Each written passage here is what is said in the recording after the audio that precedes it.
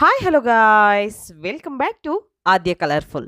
ನಾನು ಸುಮಾ. ಫ್ರೆಂಡ್ಸ್, ಇವತ್ತಿನ ವಿಡಿಯೋದಲ್ಲಿ ತುಂಬಾನೇ ಈಸಿಯಾಗಿ ಟೇಸ್ಟಿಯಾಗಿ ಮಾಡುವಂಥ ಒಂದು ಪಪ್ಸ್ ರೆಸಿಪಿಯನ್ನು ನಿಮ್ಮ ಜೊತೆ ಶೇರ್ ಮಾಡ್ಕೊಳ್ತಾ ಇದ್ದೀನಿ. ಸುಲಭವಾಗಿ ಓವನ್ ಇಲ್ಲದೆ ಮನೆಯಲ್ಲಿ ಪದರವಾದ ವೆಜ್ ಪಪ್ಸ್ನ ಹೇಗೆ ತಯಾರಿಸೋದು ಅಂತ ಇವತ್ತಿನ ವಿಡಿಯೋದಲ್ಲಿ ನೋಡೋಣ ಬನ್ನಿ. ಮೊದಲನೇದಾಗಿ ಒಂದು ಬೌಲಿಗೆ ನಾನು ಮೈದಾ ಹಿಟ್ಟನ್ನು ತಗೊಳ್ತಾ ಇದ್ದೀನಿ. 2 ಕಪ್ ಆಗುವಷ್ಟು ಮೈದಾ ಹಿಟ್ಟನ್ನು ಸೇರಿಸ್ಕೊಳ್ತಾ ಇದ್ದೀನಿ. ನೀವು ಬೇಕು ಅಂತಂದರೆ 1 ಕಪ್ ಗೋಧಿ ಹಿಟ್ಟು ಮತ್ತು ಇನ್ನೊಂದು ಕಪ್ಪು ಮೈದಾ ಹಿಟ್ಟನ್ನು ಕೂಡ ಸೇರಿಸ್ಕೊಳ್ಬೋದು. ನಂತರ 1 ಟೇಬಲ್ ಸ್ಪೂನ್ ಆಗುವಷ್ಟು ಚಿರೋಟಿ ರವೆಯನ್ನು ಸೇರಿಸ್ಕೊಳ್ತಾ ಇದ್ದೀನಿ. 2 ಕಪ್ ಮೈದಾ ಹಾಗೆ ಚಿರೋಟಿ ರವೆ 1 ಟೇಬಲ್ ಸ್ಪೂನ್ ಆಗುವಷ್ಟು, ರುಚಿಗೆ ತಕ್ಕಷ್ಟು ಉಪ್ಪನ್ನು ಕೂಡ ಸೇರಿಸ್ಕೊಳ್ತಾ ಇದ್ದೀನಿ. ಈಗ ಇದನ್ನು ಚೆನ್ನಾಗಿ ಡ್ರೈ ಮಿಕ್ಸ್ ಮಾಡ್ಕೊಳ್ಳೋಣ. ಫ್ರೆಂಡ್ಸ್, ನೀವ್ಯಾರಾದ್ರೂ ಫಸ್ಟ್ ಟೈಮ್ ನನ್ನ ಚಾನಲ್ಗೆ ವಿಸಿಟ್ ಮಾಡಿದರೆ ಪ್ಲೀಸ್ ನನ್ನ ಚಾನಲ್ನ ಸಬ್ಸ್ಕ್ರೈಬ್ ಮಾಡ್ಕೊಳ್ಳಿ, ಹಾಗೆ ಲೈಕ್ ಮಾಡಿ ಮತ್ತು ಹೆಚ್ಚೆಚ್ಚು ಶೇರ್ ಮಾಡಿ ಫ್ರೆಂಡ್ಸ್. ಈಗ ಇದನ್ನು ಹೀಗೆ ಮಿಕ್ಸ್ ಮಾಡ್ಕೊಳ್ಳೋಣ. ಮಿಕ್ಸ್ ಮಾಡ್ಕೊಂಡ ನಂತರ ಈಗ ಇದಕ್ಕೆ ತುಪ್ಪವನ್ನು ಸೇರಿಸ್ಕೊಳ್ತಾ ಇದ್ದೀನಿ. ಒಂದು 3 ಸ್ಪೂನ್ ಆಗುವಷ್ಟು ತುಪ್ಪ, ಅಂದರೆ ಅಲ್ಲಿಗೆ 1 ಟೇಬಲ್ ಸ್ಪೂನ್ ಆಗುವಷ್ಟು ತುಪ್ಪವನ್ನು ನಾನು ಸೇರಿಸ್ಕೊಳ್ತಾ ಇದ್ದೀನಿ. ಸೊ ಸ್ಪೂನಿನ ಅಳತೆಯಲ್ಲಿ ಒಂದು 3ರಿಂದ 4 ಸ್ಪೂನು ತುಪ್ಪವನ್ನು ಹಾಕ್ಕೊಳ್ಬೇಕಾಗುತ್ತೆ. ತುಪ್ಪ ಹಾಕಿದ ನಂತರ ಇದನ್ನು ಚೆನ್ನಾಗಿ ಮಿಕ್ಸ್ ಮಾಡ್ಕೊಳ್ಳೋಣ. ಬಿಸಿ ಮಾಡಿಲ್ಲ, ಹಾಗೆಯೇ ಇರೋವಂಥ ಒಂದು ತುಪ್ಪವನ್ನು ಸೇರಿಸ್ಕೊಳ್ತಾ ಇದ್ದೀನಿ. ನೀವು ಬಿಸಿ ಮಾಡಿ ಹಾಕ್ಕೊಳ್ತೀವಿ ಅಂದರೆ ಅದನ್ನು ಕೂಡ ಹಾಕ್ಕೊಳ್ಬೋದು. ಈಗ ಮಿಕ್ಸ್ ಮಾಡ್ಕೊಳ್ಳೋಣ. ಕೈಯಲ್ಲೇ ಹೀಗೆ ಇದನ್ನು ಡ್ರೈ ಮಿಕ್ಸ್ ಮಾಡಿಕೊಂಡು ನಂತರ ನೀರು ಎಷ್ಟು ಬೇಕು ನೋಡಿಕೊಂಡು ನೀರನ್ನು ಸೇರಿಸ್ಕೊಳ್ಳೋಣ. ಹಿಟ್ಟು ತೆಳ್ಳಗಾಗೋ ಹಾಗಿಲ್ಲ, ಹಾಗೆ ಗಟ್ಟಿ ಕೂಡ ಇರಬಾರ್ದು, ಮೀಡಿಯಮ್ ಆಗಿರಬೇಕು ನಿಮಗೆ. ಮತ್ತು ನಾವು ಬೇಕ್ರಿಯಲ್ಲಿ ತಿಂದಿರ್ತೀವಲ್ವ ಪಪ್ಸ್ನ, ಸೊ ವೆಜ್ ಆಗಲಿ ಎಗ್ ಪಪ್ಸ್ ಆಗಲಿ ತಿಂದಿರ್ತೀವಿ. ಸೊ ಅದೇ ಪದರವಾಗಿ ಲೇಯರ್ ಆಗಿ ಬರಬೇಕು ಅಂದರೆ ನಾನು ಮಾಡುವಂತಹ ಈ ವಿಧಾನಗಳನ್ನು ಖಂಡಿತವಾಗ್ಲೂ ನೀವು ಕೂಡ ಫಾಲೋ ಮಾಡಿ. ನೀವು ಮನೆಯಲ್ಲಿಯೇ ತುಂಬಾ ಈಸಿಯಾಗಿರುವಂಥ ಟೇಸ್ಟಿಯಾಗಿರುವಂಥ ವೆಜ್ ಪಪ್ಸ್ನ ತಯಾರಿಸ್ಕೊಳ್ಬೋದು. ನಂತರ ನೋಡಿ, ಹಿಟ್ಟನ್ನು ಈ ರೀತಿ ಸ್ವಲ್ಪ ಟೈಟಾಗಿ ಹಿಟ್ಟನ್ನು ಕಲಿಸ್ಕೊಂಡಿದ್ದೀನಿ. ತೀರಾ ತೆಳ್ಳಗೂ ಇರಬಾರ್ದು, ತೀರಾ ಗಟ್ಟಿ ಕೂಡ ಇರಬಾರ್ದು. ಸೊ ಚೆನ್ನಾಗಿ ಇದನ್ನು ಮಿಕ್ಸ್ ಮಾಡಿ ಇದನ್ನು ರೆಸ್ಟಿಗೆ ಇಟ್ಬಿಡೋಣ ನಾವು. ಈಗ ಒಂದು ಪ್ಲೇಟನ್ನು ಮುಚ್ಚಿ ಒಂದು 10 ನಿಮಿಷ ಇದನ್ನು ರೆಸ್ಟಿಗೆ ಬಿಟ್ಬಿಟ್ರೆ ಸಾಕು, ಜಾಸ್ತಿ ಏನು ಟೈಮ್ ತಗೊಳ್ಳೋದಿಲ್ಲ. ಈಗ ಪ್ಲೇಟ್ ಮುಚ್ಚಿ ಇದನ್ನು ಒಂದು ಕಡೆ ಇಟ್ಟಿದ್ದೀನಿ. ಮತ್ತು ಸ್ಟಫಿಂಗಿಗೆ ಏನೇನು ಬೇಕೋ ಈಗ ರೆಡಿ ಮಾಡ್ಕೊಳ್ಳೋಣ. ಸೊ ಒಂದು ಪ್ಯಾನಿಗೆ ಒಂದು 3 ಸ್ಪೂನ್ ಆಗೋಷ್ಟು ತುಪ್ಪವನ್ನು ಸೇರಿಸ್ಕೊಳ್ತೀನಿ. ತುಪ್ಪ ಇಷ್ಟ ಇದ್ದರೆ ಉಪಯೋಗಿಸಿ, ಇಲ್ಲ ಅಂತಂದರೆ ನೀವು ಅಡುಗೆ ಎಣ್ಣೆ ಕೂಡ ಹಾಕ್ಕೊಳ್ಬೋದು. ತುಪ್ಪವನ್ನು ಹಾಕಿದ ನಂತರ ಇದಕ್ಕೆ ಸ್ವಲ್ಪ ಜೀರಿಗೆಯನ್ನು ಸೇರಿಸ್ಕೊಳ್ತಾ ಇದ್ದೀನಿ. ಒಂದು ಅರ್ಧ ಸ್ಪೂನ್ ಆಗುವಷ್ಟು ಜೀರಿಗೆಯನ್ನು ಹಾಕ್ಕೊಳ್ಳೋಣ. ಜೀರಿಗೆ ಹಾಕಿದ ನಂತರ ಎಣ್ಣೆ ಸ್ವಲ್ಪ ಬಿಸಿ ಆಗಬೇಕು, ಅದಾದ ನಂತರ ಜೀರಿಗೆ ಸೇರಿಸ್ಕೊಳ್ಬೇಕು. ಜೀರಿಗೆ ಸ್ವಲ್ಪ ನಮಗೆ ಫ್ರೈ ಆಗ್ತಿದೆ ಅಂದಾಗ ಈರುಳ್ಳಿಯನ್ನು ಸೇರಿಸ್ಕೊಳ್ಳೋಣ. ಮೀಡಿಯಮ್ ಸೈಜಲ್ಲಿರುವಂಥ 2 ಈರುಳ್ಳಿಯನ್ನು ನಾನು ಹಾಕ್ಕೊಂಡಿದ್ದೀನಿ. ದಪ್ಪ ಸೈಜಲ್ಲಿರುವಂಥ ಈರುಳ್ಳಿ ಒಂದಾದರೆ ಸಾಕಾಗುತ್ತೆ ಫ್ರೆಂಡ್ಸ್. ಓಕೆ, ಸೊ ಈರುಳ್ಳಿ ಹಾಕಿದ ನಂತರ ಒಂದು ಹಸಿರು ಮೆಣಸಿನಕಾಯಿನ ಸಣ್ಣದಾಗಿ ಕಟ್ ಮಾಡಿ ಹಾಕ್ಕೊಂಡಿದ್ದೀನಿ. ಮಕ್ಕಳಿಗೆ ನೀವು ಈ ಪಪ್ಸ್ನ ಮಾಡ್ಕೊಡೋದಾದರೆ ಹಸಿರು ಮೆಣಸಿನಕಾಯಿ ಬೇಕು ಅಂದರೆ ಸ್ಕಿಪ್ ಮಾಡ್ಬೋದು, ಅಥವಾ ಇಷ್ಟ ಇದ್ದರೆ ಹಾಕ್ಕೊಳ್ಬೋದು. ಒಂದು ಹಸಿರು ಮೆಣಸಿನಕಾಯಿನ ನಾನು ಸಣ್ಣದಾಗಿ ಕಟ್ ಮಾಡಿ ಹಾಕ್ಕೊಂಡು ಈಗ ಮಿಕ್ಸ್ ಮಾಡಿಕೊಂಡು ಚೆನ್ನಾಗಿ ಈರುಳ್ಳಿ ಸ್ವಲ್ಪ ಟ್ರಾನ್ಸ್ಪರೆಂಟ್ ಆಗೋ ಹಾಗೆ ನಾವು ಅದನ್ನು ಫ್ರೈ ಮಾಡ್ಕೋಬೇಕಾಗುತ್ತೆ. ನಂತರ ಒಂದು ಅರ್ಧ ಸ್ಪೂನ್ ಆಗೋಷ್ಟು ಶುಂಠಿ ಬೆಳ್ಳುಳ್ಳಿ ಪೇಸ್ಟನ್ನು ಸೇರಿಸ್ಕೊಳ್ತಾ ಇದ್ದೀನಿ. ರುಚಿಗೆ ತಕ್ಕಷ್ಟು ಉಪ್ಪನ್ನು ಕೂಡ ಸೇರಿಸ್ಕೊಳ್ತಾ ಇದ್ದೀನಿ. ಇಷ್ಟನ್ನು ಹಾಕಿ ಒಂದ್ಸಲ ಮಿಕ್ಸ್ ಮಾಡ್ಕೊಳ್ಳೋಣ. ಶುಂಠಿ ಬೆಳ್ಳುಳ್ಳಿಯಲ್ಲಿ ಒಂದು ಹಸಿ ವಾಸನೆ ಇರುತ್ತೆ, ಸೊ ಅದು ಹೋಗಬೇಕು. ಹಾಗೆ ಇದನ್ನು ಚೆನ್ನಾಗಿ ಮಿಕ್ಸ್ ಮಾಡ್ಕೊಳ್ಳೋಣ. ಸ್ಟವ್ನ ಲೋ ಫ್ಲೇಮಲ್ಲೇ ಇಟ್ಕೊಂಡು ಇವೆಲ್ಲ ಪ್ರೊಸೀಜರ್ನು ಮಾಡಬೇಕಾಗುತ್ತೆ.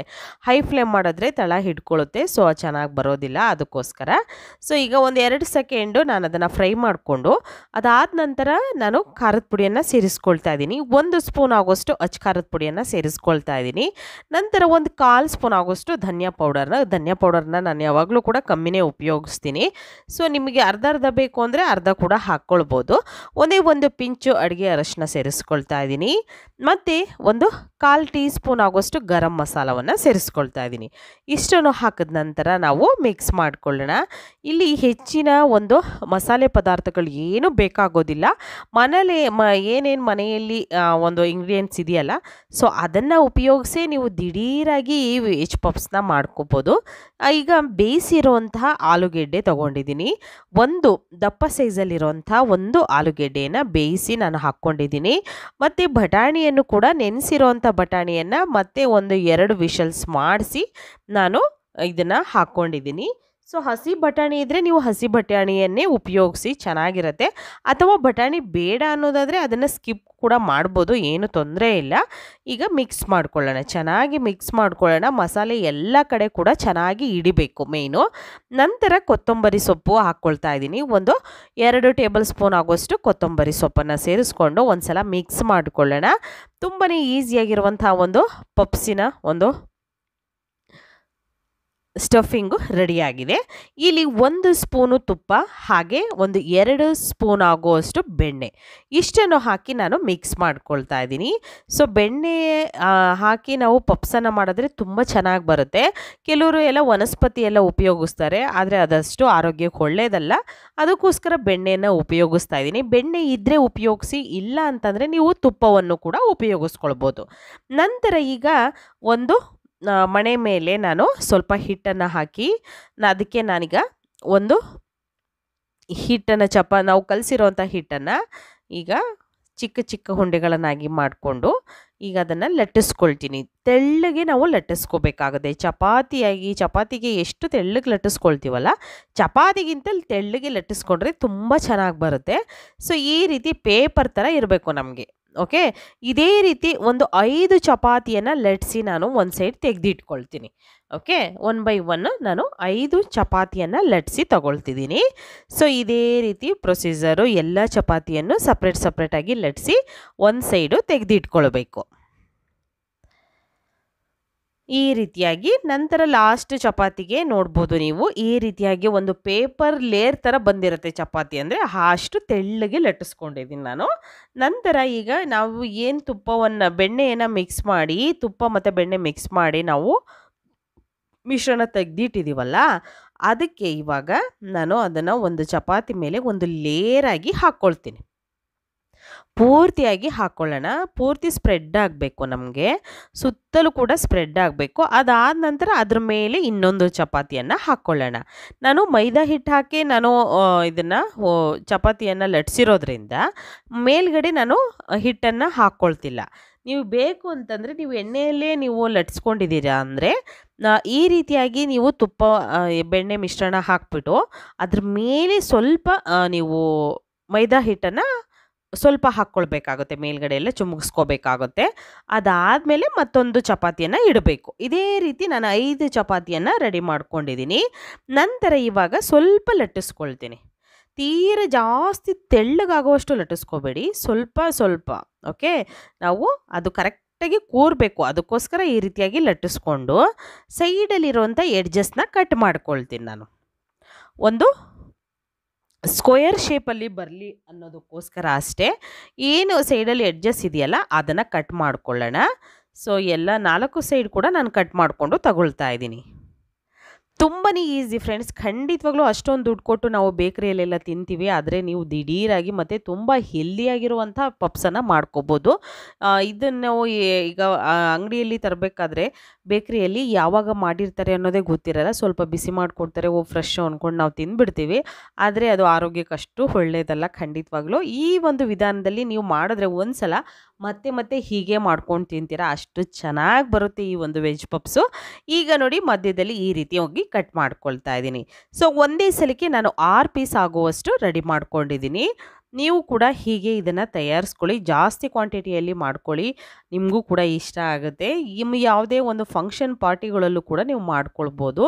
ಆದರೆ ನೀವು ಖಂಡಿತ ಮಾಡಿದ್ಮೇಲೆ ನೀವೇ ಹೇಳ್ತೀರಾ, ಅಯ್ಯೋ ಇಷ್ಟು ಈಸಿಯಾಗಿ ಮಾಡೋದನ್ನ ಮತ್ತು ಇಷ್ಟು ಪರ್ಫೆಕ್ಟಾಗಿ ಬಂತ ಅಂತ ನಿಮಗೆ ಗೊತ್ತಾಗುತ್ತೆ.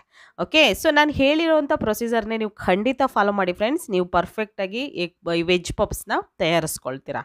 ಓಕೆ, ಸೊ ಈಗ ಒಂದು ಬೌಲಿಗೆ 1 ಸ್ಪೂನ್ ಆಗೋಷ್ಟು ಮೈದಾ ಹಿಟ್ಟು ಮತ್ತು ಸ್ವಲ್ಪ ನೀರನ್ನು ಸೇರಿಸ್ಕೊಂಡು ನಾನು ಅದನ್ನು ರೆಡಿ ಮಾಡ್ಕೊಂಡಿದ್ದೀನಿ. ಸೊ ಈಗ ಅದು ಈ ರೀತಿಯಾಗಿ ನಾವು ಸೈಡಲ್ಲೆಲ್ಲ ಇದನ್ನು ನಾವು ಸ್ವಲ್ಪ ಹಚ್ಕೊಂಡು ನಂತರ ಇದನ್ನು ಕ್ಲೋಸ್ ಮಾಡ್ಕೋಬೇಕು. ನೋಡ್ತಾ ಇದ್ದೀರಲ್ಲ, ಈ ರೀತಿ ಕ್ಲೋಸ್ ಮಾಡಿಕೊಂಡ್ರೆ ಸೈಡಲ್ಲೆಲ್ಲ ಎಡ್ಜಸ್ನ ಜಾಸ್ತಿ ಪ್ರೆಸ್ ಮಾಡಿ ನೀವು ಕ್ಲೋಸ್ ಮಾಡ್ಕೊಳ್ಳೋಕೆ ಹೋಗ್ಬಿಡಿ. ಜಸ್ಟ್ ಎಡ್ಜಸ್ನ ಈ ರೀತಿಯಾಗಿ ಪ್ರೆಸ್ ಮಾಡಿಕೊಂಡ್ರೆ ಸಾಕು. ಜಾಸ್ತಿ ಪ್ರೆಸ್ ಮಾಡಿದ್ರೆ ಏನಾಗುತ್ತೆ ಅಂದರೆ ಅಲ್ಲಿ ಲೇಯರ್ಸ್ ಬರೋದಿಲ್ಲ. ಸೊ ಅದಕ್ಕೋಸ್ಕರ ನೀವು ಏನು ಮಾಡಬೇಕು ಅಂತಂದರೆ ಸ್ವಲ್ಪ ಎಡ್ಜಸ್ನ ಪ್ರೆಸ್ ಮಾಡಿ ಜಸ್ಟ್ ಅದು ಅಂಟ್ಕೋಬೇಕು, ಎಣ್ಣೆಯಲ್ಲಿ ಹಾಕಿದ್ರೂ ಕೂಡ ಅದು ಓಪನ್ ಆಗಬಾರ್ದು, ಆ ರೀತಿಯಾಗಿ ಮಾಡಿಕೊಂಡ್ರೆ ಸಾಕು.